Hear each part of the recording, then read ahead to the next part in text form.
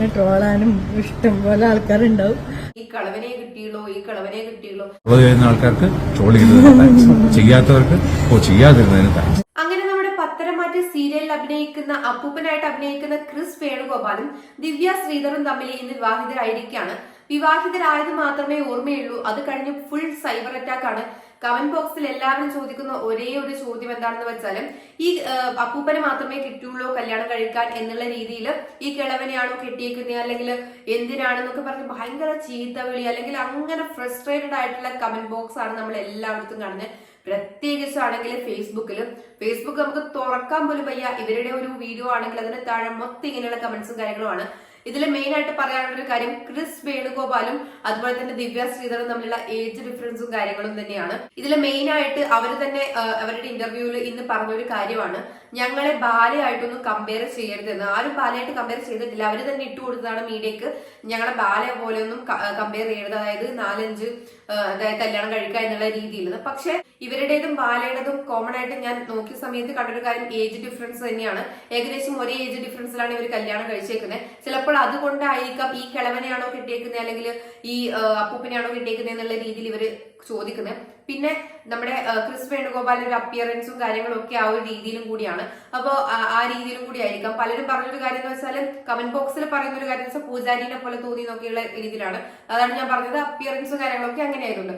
പക്ഷെ ഇതിൽ എനിക്ക് ഫസ്റ്റ് തൊട്ട് പറയാനുള്ള ഒരു കാര്യം, don't judge a book by its cover എന്ന് പറയുന്ന ഒരു സംഭവം ഉണ്ട്. അതായത് അവരുടെ ഒരു മുഖത്തുള്ള അല്ലെങ്കിൽ പുറം മോടി നോക്കിയിട്ടൊന്നും ആരെയും വിലയിരുത്തരുതെന്ന്. അത് നിങ്ങൾക്ക് എന്തുകൊണ്ടാണ് ഞാൻ പറഞ്ഞതെന്നുള്ള കാര്യം നിങ്ങൾക്ക് മനസ്സിലാവും. അതിൽ ദിവ്യ ശ്രീധർ വ്യക്തമായിട്ട് പറയുന്നുണ്ട്, എനിക്ക് ഈ ഒരു വ്യക്തി എന്നെ പ്രപ്പോസ് ചെയ്ത സമയത്ത്, കല്യാണം ആലോചനയായിട്ട് വന്ന സമയത്ത് ഞാൻ ഭയങ്കര ക്യൂരിയോസിറ്റിയോട് കൂടിയിട്ടാണ് അതിനെ കണ്ടത്, അല്ലെങ്കിൽ ഭയങ്കരമായിട്ട് ഞാൻ അത്ഭുതപ്പെട്ടുപോയിന്ന്. അപ്പൊ അത് എന്തുകൊണ്ടാണ് എന്നുള്ള കാര്യം നിങ്ങൾക്ക് അത് മനസ്സിലാവും. കാരണം ആള് ആരാണ് എന്നറിയാത്തവരാണ് ഈ കമന്റ് ഇടുന്നത്. അപ്പോൾ ആളുടെ ഒരു ക്വാളിഫിക്കേഷൻ എന്താണ്, അല്ലെങ്കിൽ ആളിതിന് ഇവരും പത്തനംതിട്ട സീരിയൽ അഭിനയിച്ചു പോകുന്ന ഒരാളാണ് എന്നുള്ള രീതിയിലാണ് പലരും വിചാരിച്ചേക്കുന്നത്. പക്ഷെ അങ്ങനെയല്ല, അയാളുടെ പിന്നിൽ കുറച്ച് കാര്യങ്ങളൊക്കെ ഉണ്ട്. അപ്പൊ നമുക്ക് അവരുടെ ഇന്റർവ്യൂ ആദ്യം കാണാം. അത് കഴിഞ്ഞ ശേഷം നമ്മുടെ ക്രിസ് വേണുഗോപാൽ ആരാണെന്നുള്ള കാര്യം നമുക്ക് പറയാം.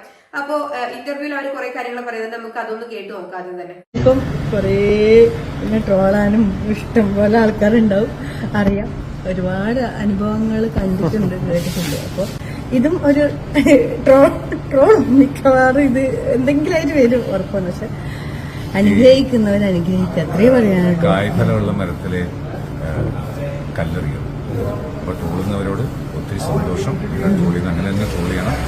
കാരണം അങ്ങനെ ട്രോൾ ചെയ്തില്ലാന്നുണ്ടെങ്കിൽ അപ്പോ അവര് പറയുന്ന ഒരു കാര്യം എന്ന് വെച്ചാൽ അവർക്കറിയാം ട്രോളും കാര്യങ്ങളൊക്കെ വരും എന്നുള്ള കാര്യം വ്യക്തമായിട്ട് അവർ പറയുന്നുണ്ട്. എന്തായാലും ട്രോളും കാര്യങ്ങളും വരും. അപ്പൊ അതിൽ അവർക്ക് വിഷമമൊന്നുമില്ല, അവരത് എന്തായാലും വെൽക്കം ചെയ്യുന്നു. ട്രോളിക്കോള് കാര്യങ്ങളൊന്നും ഇല്ല എന്നാണ് അവര് പറയുന്നത്. അപ്പൊ അതുപോലെ തന്നെ അവർ പറയുന്ന കുറച്ച് കാര്യങ്ങൾ കൂടി ഉണ്ട്, അതുകൂടി കേൾക്കാം. അത് പ്രോബബ്ലി ഒരു സാധാരണ ഗവൺമെന്റ് ഓഫീസിൽ നടക്കുന്ന ഒരാൾ ഗുരുവായൂർ ഒന്ന് കല്യാണം വെച്ച് കഴിഞ്ഞാൽ ആരും അറിയാൻ പോലും പോകുന്നില്ല. 100 കൂട്ടം കല്യാണത്തിൽ ഒരു കല്യാണം വരും. പക്ഷെ ഇത് ഇങ്ങനെ വരുന്നത് എവിടെയോ ആ ജനങ്ങൾ തന്ന സ്നേഹം, അവർ തന്ന ഒരു അക്സെപ്റ്റൻസ്, അത് ദിവ്യയുടെ സീരിയൽസിലായാലും എൻ്റെ ക്യാരക്ടർ ചെയ്തതിലായാലും ആൾക്കാർ തന്ന അക്സെപ്റ്റൻസിന് തന്നെയാണ് ശരിക്കും താങ്ക്സ് പറയുന്നത്. അതുകൊണ്ട് ജനങ്ങളോട് എന്ത് പറയണം ചോദിച്ചു കഴിഞ്ഞാൽ ഞങ്ങൾ അക്സെപ്റ്റ് ചെയ്തതിന് താങ്ക്സ്. ട്രോൾ ചെയ്യുന്ന ആൾക്കാർക്ക് ട്രോൾ ചെയ്തതിന് താങ്ക്സ്, ചെയ്യാത്തവർക്ക് ചെയ്യാതിരുന്നതിന് താങ്ക്സ്. ഇതിനകത്തുനിന്ന് മനസ്സിലാകുന്ന ഒരു കാര്യം എന്ന് വെച്ചാൽ അവരെല്ലാം പോസിറ്റീവായിട്ട് എടുക്കുന്ന ആൾക്കാരാണ്. അല്ലാതെ അവരെന്ത് വേണമെങ്കിൽ പറഞ്ഞോട്ടെ, അതായത് അവരുടെ ആരെന്ത് പറഞ്ഞാലും സാരമില്ല, അവരുടെ ലൈഫാണ്, അങ്ങനെ പോകുന്നവരാണ്. സത്യം പറഞ്ഞാൽ അത് തന്നെയാണ് കാര്യം. അവർക്ക് ഓക്കെ ആണെങ്കിൽ അവർ ജീവിക്കട്ടെ, അല്ലാതെ അതിനെ നമ്മൾ വിമർശിക്കേണ്ട കാര്യമില്ല. അവരാണ് ജീവിക്കേണ്ടത്, നമ്മളല്ല. കാരണം നമ്മളൊന്നും അല്ല ജീവിക്കേണ്ടത്. അവർക്ക് രണ്ടുപേർക്കും പ്രശ്നമില്ലെങ്കിൽ പിന്നെ അവര് ജീവിച്ചോട്ടെ എന്ന് പറയാം. കാരണം ആ ഒരു മക്കളെ ആണെങ്കിൽ അവർ നല്ല രീതിയിൽ നോക്കുന്നുള്ള കാര്യങ്ങൾ പറയുന്നുണ്ട്. അപ്പൊ മക്കളെ പറ്റിയിട്ട് കുറച്ച് കാര്യങ്ങൾ പറയുന്നുണ്ട്. പലരും ഇതിൽ പറയുന്നൊരു കാര്യമാണ്, അതായത് ഇത്രയും വയസ്സായിട്ട് ഇങ്ങനെ ഉള്ളൊരു വയസ്സായ ഒരാളെ കല്യാണം കഴിക്കണം എന്നുള്ള രീതിയിലൊക്കെ ക്വസ്റ്റ്യൻസ് വരുന്നുണ്ട്. അപ്പൊ ഇതിൽ ദിവ്യ ശ്രീധർ തന്നെ മക്കൾ പറഞ്ഞ കാര്യം പറയുന്നുണ്ട്. ഈ കല്യാണത്തിനെ കുറിച്ചിട്ട് ഞാൻ ആദ്യം മോളുടെ അടുത്ത് പറഞ്ഞ സമയത്ത് അവർ പറഞ്ഞ കാര്യങ്ങൾ പറയുന്നുണ്ട്. അപ്പൊ നമുക്ക് അതൊന്ന് കേട്ടോക്കാം. മക്കൾക്ക് അച്ഛനെ കിട്ടി, അതാണ് അവർക്ക് കിട്ടാത്തൊരു സ്നേഹവും ഇതൊക്കെ ഏറ്റവും കൊടുക്കുന്നുണ്ട്. അതുകൊണ്ട് സ്നേഹം അങ്ങോട്ടും ഇങ്ങോട്ടും എവിടെയും പോയില്ല. അത് ലൈഫിലേക്ക് ഒരാൾ വരുമ്പം ആ ഒരു സ്നേഹം നഷ്ടപ്പെടുമെന്നില്ല ഒരു പേടി അവർക്ക് ഉണ്ടാവും. പിന്നെ പുതിയതായിട്ട് ഒരാൾ വരുമ്പം അച്ഛൻ എന്ന നിലയ്ക്ക് അവരെ കാണാൻ പറ്റുമോ, അങ്ങനത്തെ ഒരു പേടി ഉണ്ടായിരുന്നു. പക്ഷെ മോളോട് ഞാൻ ആദ്യം ചോദിച്ചപ്പോൾ മോള് അമ്മ സമ്മതം പറയാമെന്നാണ് പറഞ്ഞത്. ഏട്ടനെ കുറിച്ച് ഒന്നും അറിയില്ല. പക്ഷെ അവള് പറഞ്ഞത് അമ്മ സമ്മതം പറയാം. പിന്നെ അങ്ങനെ വീട്ടുകാരോട് പറയണമെന്ന് പറഞ്ഞപ്പോൾ വീട്ടിൽ പോയി, മക്കളും ഞാനുമായിട്ടും കൂടി പോയി അവരോട് സമ്മതം ചോദിച്ചു. ജാതകം സാധാരണ ഒരു കല്യാണം എങ്ങനെയാണോ നടക്കുക അപ്പൊ അതിലവര് വ്യക്തമായിട്ട് പറയുന്ന കാര്യം എന്ന് വെച്ചാല് അവരുടെ മക്കളുടെ കാര്യം അവര് വീട്ടിൽ പോയിട്ട് ഫസ്റ്റ് മകളോട് പറഞ്ഞപ്പോ തന്നെ ആരാണ് എന്താണെന്ന് അറിയില്ല, എന്നിട്ട് പോലും മകള് പറഞ്ഞു ഓക്കെ ആണ്, അമ്മയുടെ ഇഷ്ടം പോലെ നടക്കട്ടെ എന്ന് പറഞ്ഞു എന്ന് പറയുന്നുണ്ട്. പിന്നെ അവര് തമ്മിൽ നല്ല ഒരു ബോണ്ടും കാര്യങ്ങളൊക്കെ ഉണ്ട് എന്ന് പറയുന്നുണ്ട്. പിന്നെ ഇത് ആളുടെ കല്യാണം, ആദ്യത്തെ കല്യാണം ഒളിച്ചോടിയിട്ടൊക്കെയാണ് കല്യാണം കഴിച്ചതെന്ന് പറയുന്നുണ്ട്. അത് ആ രീതിയിലായി എന്ന് പറയുന്നുണ്ട്. അപ്പൊ ഈ കല്യാണം നല്ല രീതിയിൽ സാധാരണ എല്ലാവരുടെയും കല്യാണം നടക്കുന്നത് പോലെ വീട്ടിൽ പോയി പറഞ്ഞ് വീട്ടുകാർക്ക് ഓക്കെ ആയി, ജാതകമൊക്കെ നോക്കി ഓക്കെ ആയി, അതായത് അവരുടെ വിശ്വാസവും കാര്യങ്ങളൊക്കെ അനുസരിച്ച് നല്ല രീതിയിൽ തന്നെയാണ് കല്യാണം കഴിച്ചതെന്ന് പറയുന്നുണ്ട്. അല്ലാതെ അവർ ഒളിച്ചോടി പോയിട്ടോ അല്ലെങ്കിൽ വേറെ ഒരു രീതിയിലുള്ള കല്യാണം കഴിച്ചതിന് സാധാരണ എങ്ങനെയാണോ കല്യാണം കഴിക്കുന്നത് അതുപോലെയാണ് കല്യാണം കഴിച്ചിരിക്കുന്നത്, ലീഗലായിട്ട് തന്നെ. അതുകൊണ്ട് തന്നെ അവിടെ പ്രത്യേകിച്ചിട്ട് ഒരാളെ എന്താ പറയേണ്ടത് ഭയങ്കര അങ്ങനെയാണ് ഇങ്ങനെയാണ് ഒരാളുടെ ലുക്ക് മാത്രം നോക്കിയിട്ട് വയസ്സിനെ കെട്ടിയേക്കുന്നത് അങ്ങനെ ഇങ്ങനെ. ഈ കെട്ടിയ ആൾക്ക് പ്രശ്നമില്ലെങ്കിൽ ഈ കമന്റ് ഇടുന്ന ആൾക്കാർക്ക് മാത്രമാണ് ഈ പ്രശ്നം കാണുന്നത്. അല്ലാതെ കെട്ടിയവർക്കും അവരുടെ മക്കൾക്കും അല്ലെങ്കിൽ അവരുടെ വീട്ടുകാർക്കും ഒരു പ്രശ്നവും കാണുന്നില്ല. അതുപോലെ തന്നെ ഇവരുടെ കരിയറും കാര്യങ്ങളും. അപ്പൊ അതിനെ കുറിച്ച് പറയുന്ന സമയത്ത് അവരുടെ കരിയർ ഇനി മുൻപോട്ട് പോകുമോ അല്ലെങ്കിൽ ഇവിടെ നിർത്തുമോ എന്നൊക്കെ ചോദിക്കുന്നുണ്ട്. ആ കാര്യവും നമുക്കൊന്ന് കേട്ടു നോക്കാം. ഇല്ല ചേട്ടാ, ഞാൻ കല്യാണം കഴിഞ്ഞ ശേഷം അഭിനയിക്കാതിരിക്കട്ടെ, ഞാൻ വീട്ടിൽ തന്നെ ഒതുങ്ങിക്കൂടാന്ന് പറഞ്ഞപ്പോൾ ഇല്ല, ഈ കരിയർ ഒരിക്കലും വിടരുത്, എനിക്ക് എത്രത്തോളം ചെയ്യാൻ പറ്റുമോ അത്രത്തോളം ചെയ്യും. അല്ല, ഇതിൽ ട്രോളാനൊരു ഐഡിയ കൂടെ പറഞ്ഞുതരാം. ഗംഭീരമായിട്ട് കുക്ക് ചെയ്യുന്ന ഒരാളാണെന്നുണ്ടെങ്കിൽ നമുക്ക് അങ്ങനെ പറയാം. ഇത് എന്റെ അത്രയും തന്നെ കുക്ക് ചെയ്യുന്നുള്ളൂ. അപ്പൊ പിന്നെ ഇത് നിർത്തിക്കഴിഞ്ഞാൽ പിന്നെ വീട്ടിൽ എല്ലാ ദിവസവും ആഹാരം അങ്ങനെ കഴിക്കേണ്ടി വരും. അങ്ങനെയല്ല, നല്ലൊരു കുക്കാണ്, നല്ല വീട്ടമ്മയാണ്. പക്ഷെ എല്ലാവർക്കും അവരുടെ മനസ്സിലെ ആഗ്രഹങ്ങൾ സാധിക്കാനുള്ള ഒരു അവസരം കൊടുക്കണം. ലൈഫ് എന്ന് പറഞ്ഞാൽ സ്വന്തം ആഗ്രഹങ്ങൾ സാധിക്കണം. ഇപ്പൊ മോളോടും ചോദിച്ചു കഴിഞ്ഞാൽ എന്താണ് നിനക്ക് ആഗ്രഹം, അത് പറയണം. മോനോടാണെങ്കിലും എന്താണ് ആഗ്രഹം, അതാണ് നമ്മൾ സാധിച്ചു കൊടുക്കുന്നത്. അല്ലാതെ നമ്മുടെ ഇഷ്ടങ്ങൾ ഒരാളുടെ മേത്ത് അടിച്ചേൽപ്പിച്ച് അവര് കുറെ കാലം കഴിയുമ്പോൾ നമ്മൾ മനസ്സിൽ ചീത്ത വിളിച്ച് തിരിച്ചു കാണിച്ച് അതിന്റെ ആവശ്യം. അപ്പൊ ഇതില് വ്യക്തമായിട്ട് തന്നെ ക്രിസ് വേണുഗോപാൽ പറയുന്ന കാര്യം ഇതാണ്, ഞാൻ അവളുടെ എന്താണ് ഇഷ്ടം അതുപോലെ ചെയ്യണം, അതുപോലെ തന്നെ അവളുടെ കരിയറും കാര്യങ്ങളൊക്കെ നോക്കി അവൾ പോട്ടെ, അല്ലാതെ വീട്ടിൽ കുത്തിയിരിക്കേണ്ട ആവശ്യമില്ല.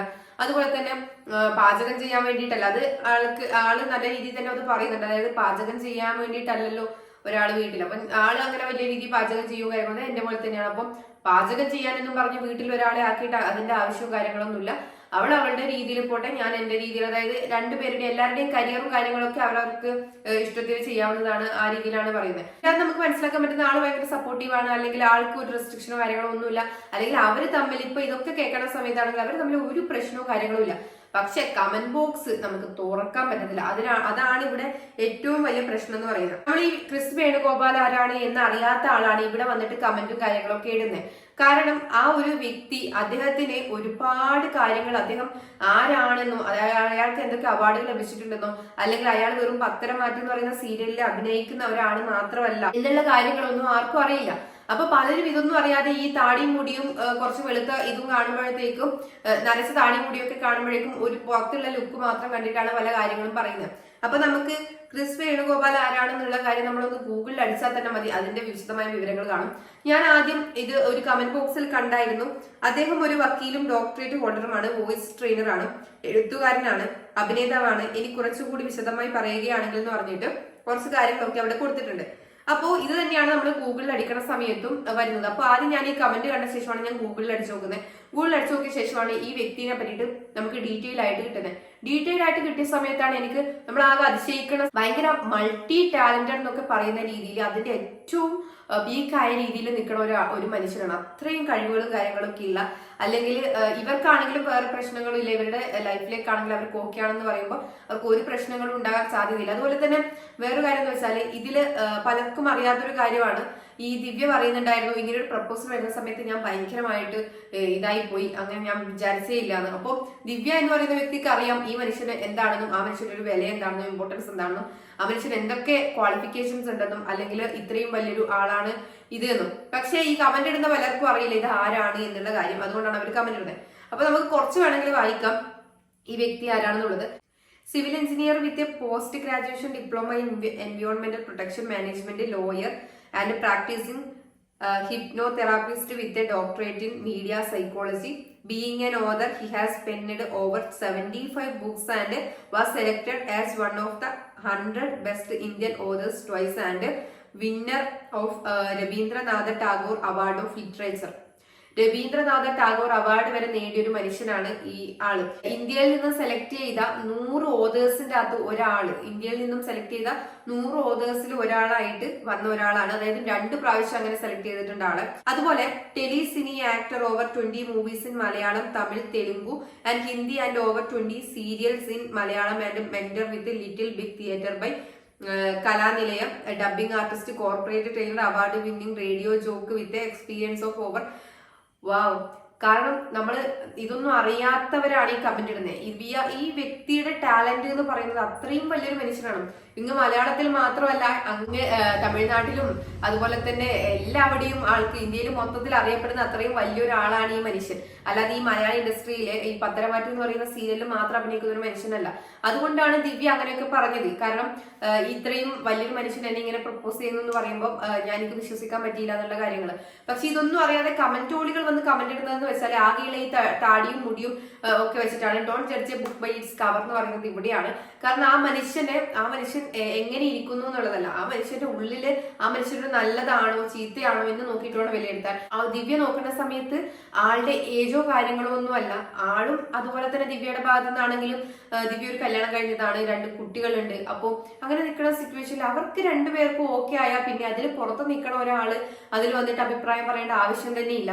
അപ്പോൾ ഏജ് ഡിഫറൻസ് ആണെങ്കിലും അതാണെങ്കിലും അവരെ ബാധിക്കുന്ന കാര്യമല്ല. നിങ്ങൾ ഇങ്ങനെ കമന്റ് ഇട്ടിട്ട് മെഴുകാന്നല്ലാതെ അവർക്ക് അതൊരു വിഷയമേ അല്ല. കാരണം അവര് നല്ല രീതിയിൽ ജീവിക്കുവാണെങ്കിൽ അവരങ്ങനെ ജീവിക്കട്ടെ. അത് അവരുടെ ഹാപ്പിനെസ്, അവരുടെ നല്ല രീതിയിൽ ലൈഫ് ലോങ് പോവുക, ഇതൊക്കെയാണ് ഇമ്പോർട്ടൻസ്. അല്ലാതെ എന്താ പറയാ, കുറച്ച് താടിയുണ്ട്, കുറച്ച് മുടി നരച്ചു എന്ന് വെച്ചിട്ടോ അല്ലെങ്കിൽ അങ്ങനെയുള്ള കാര്യങ്ങൾ നോക്കിയിട്ട് ഒരാളെ വിലയിരുത്തരുത്. ഇത് തന്നെയാണ് ഞാൻ പറയുന്നത്. ഒരു പുറം മോടി നോക്കിയിട്ടല്ല ആൾക്കാരെ വിലയിരുത്തേണ്ടത്. അവരുടെ ലൈഫ് നല്ല രീതിയിൽ പോകുന്നുണ്ടോ എന്ന് നോക്കുക. അത് അല്ലെങ്കിൽ അവരുടെ പേഴ്സണൽ ലൈഫാണ് അതൊക്കെ. അത് നമ്മുടെ എന്താ പറയാ വിഷയമാക്കേണ്ട ആവശ്യമേ ഇല്ല. അവരുടെ കല്യാണം കഴിഞ്ഞു, അവർ ആർട്ടിസ്റ്റുകളായതുകൊണ്ട് തന്നെ അത് നമ്മൾ കണ്ടു, എൻജോയ് ചെയ്ത് നമ്മൾ പോയി. അല്ലാതെ അവര് കല്യാണം കഴിക്കുന്ന ആൾക്കും പ്രശ്നമില്ല, അവർക്ക് ആർക്കും പ്രശ്നമില്ല, അവരുടെ മക്കൾക്കും പ്രശ്നമില്ല, ആർക്കും പ്രശ്നമില്ല. പിന്നെ ഈ കമന്റ് ഇടുന്ന ആൾക്കാർക്കാണ് പ്രശ്നം എന്ന് പറയുന്നത്. ഇത് നമ്മുടെ FBയിലാണെങ്കിലും പൊതുവെ കാണുന്ന ഒരു കാര്യം തന്നെയാണ്. ആരെങ്കിലുമൊക്കെ എന്തെങ്കിലുമൊക്കെ ഇടുന്ന സമയത്ത് എന്തെങ്കിലും ഒരു നെഗറ്റീവ് കമന്റ് ഇട്ടില്ലെങ്കിൽ മതിയാവില്ല എന്ന് പറഞ്ഞത്. ഇന്നത്തെ ഇര എന്ന് പറയുന്നത് ഇവർ 2 പേരുമാണ്. ഈ ദിവ്യ ശ്രീധറും അതുപോലെ തന്നെ ക്രിസ് വേണുഗോപാലുമാണ്. അപ്പൊ അവര് ഇന്നത്തെ FB ഉപയോഗിക്കുന്ന ഇങ്ങനെയുള്ള ആൾക്കാരുടെ ഇരയായിട്ട് ഇന്ന് മാറിയിട്ടുണ്ട്. അപ്പൊ എന്തായാലും സ്വന്തം കാര്യം നോക്കിയിട്ട് പോവാ, അല്ലാതെ അവരുടെ ലൈഫിൽ എന്ത് നടക്കുന്നു എന്ന് ആലോചിക്കാതെ. അല്ലെങ്കിൽ അത് നല്ല മാരേജ് നടക്കണം, അവരെ ഓക്കെ നല്ല രീതിയിൽ ബ്ലസ് ചെയ്യാം, അവര് നല്ല രീതിയിൽ പോട്ടെ എന്ന് പറയും. അതിനും അവർ ഇവിടെ വന്നിട്ട് ഈ കളവനെ കിട്ടിയുള്ളൂ. ഇതാണ് നമ്മളെ സാധാരണ കണ്ടുവരുന്ന ഒരു കാര്യം. എന്തെങ്കിലുമൊക്കെ നെഗറ്റീവ് ഉണ്ടോ നോക്കിയിട്ട് പോകുന്ന ഒരു സമൂഹമാണ്, സൊസൈറ്റിയാണ് നമ്മുടേത്. അപ്പൊ എന്തായാലും ഇതിനെക്കുറിച്ച് നിങ്ങളുടെ അഭിപ്രായം എന്തായാലും താഴെ കമന്റ് ചെയ്യാം. അതുപോലെ തന്നെ നമ്മുടെ ചാനൽ ആദ്യമായിട്ട് കാണുന്നവരാണെങ്കിൽ, സബ്സ്ക്രൈബ് ചെയ്യാത്തവരാണെങ്കിൽ എന്തായാലും സബ്സ്ക്രൈബ് ചെയ്യുക.